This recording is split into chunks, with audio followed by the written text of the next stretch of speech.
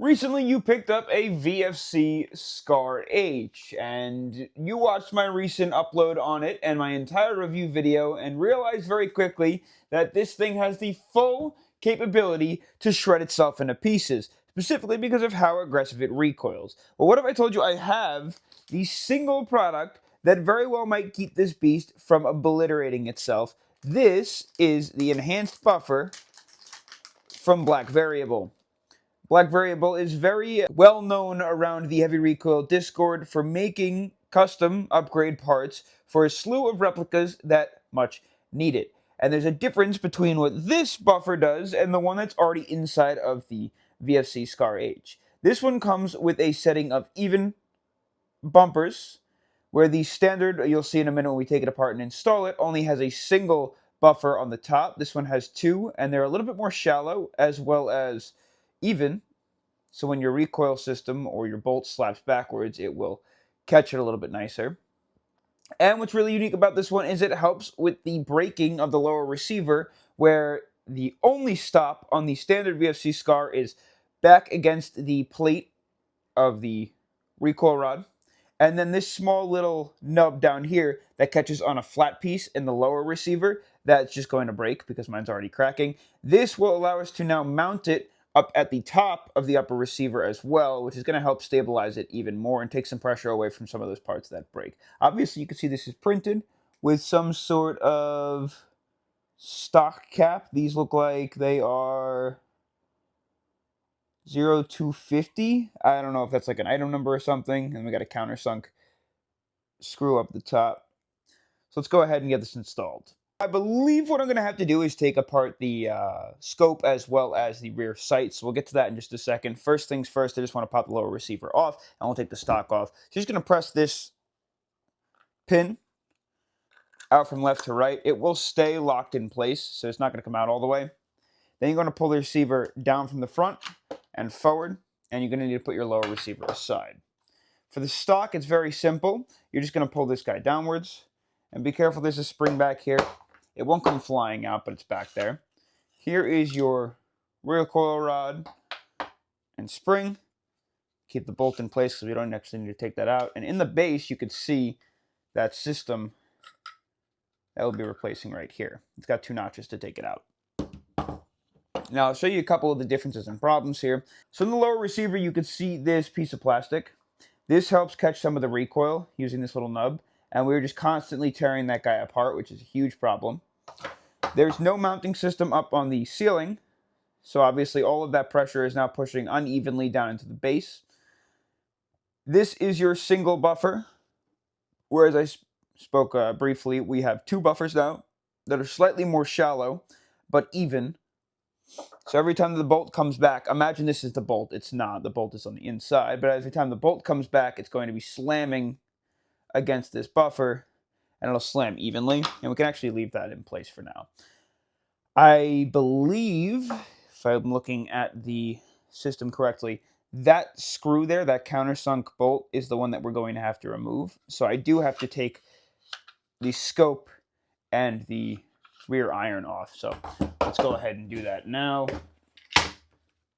Pop this guy out, and let's see what we can't find. It looks like we got like a T5 bit that we're going to need.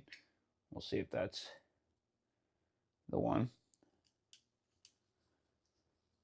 And we'll go ahead and unscrew these. Just kind of start it.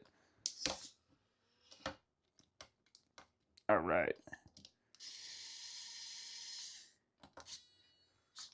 Give it a little more. There we go. And then this guy.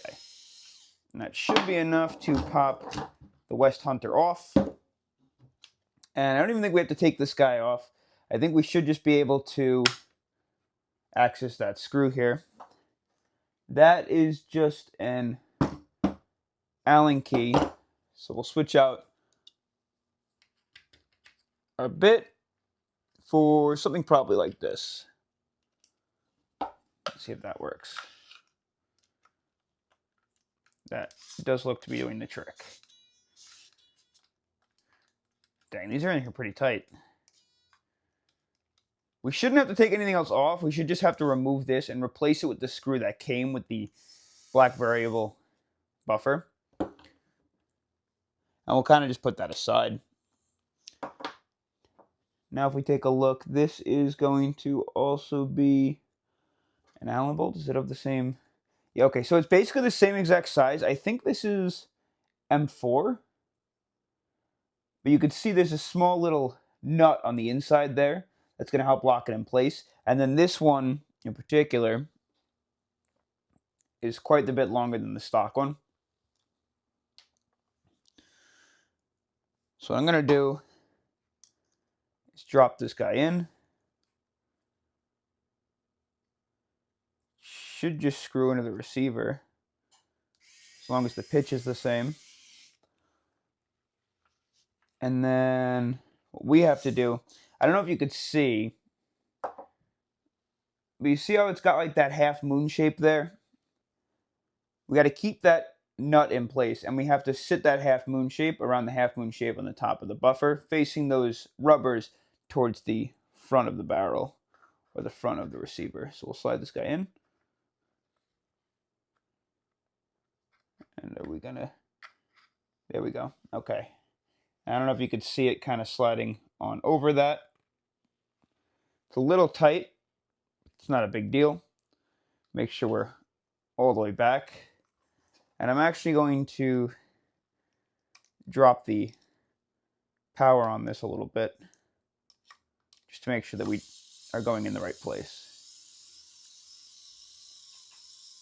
Okay, so we're definitely screwing into where we need to be screwing into. Let me pop the power on this back up a little bit. I'll do the rest by hand. Cool. Okay, and as you can see, that's not going anywhere, and then as our bolt goes back, it'll bounce right off of those recoil buffers. It should be as simple as just putting everything back in place now. So make sure we completely reinstall this guy, the correct orientation with the hole at the top. We should be able to now just take the stock, keep a finger on that spring, and put the stock on from the bottom up. Now, something to keep in mind when putting this back together, make sure first of all that the pin is pulled all the way outwards. You're going to drop the rear in first, make sure everything fits. Press this guy down, and a lot of the time you won't be able to push the pin back in place until you kind of just move the bolt a little bit. And then you can pop that all the way in. Then you can see everything should function as it should. Your auto should have no reset. The hammer should drop right away. Yep.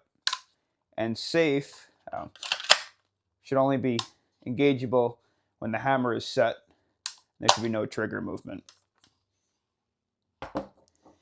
That's pretty much it. I'm going to throw the LPVO back on in just a second, but obviously that is the full replacement of that stock buffer, which it is printed, but it should, in turn, since it's got those even buffers and some support from the top, withstand a little bit more like pressure because of how aggressive the recoil is on this system, and reduce the amount of wear on the lower receiver.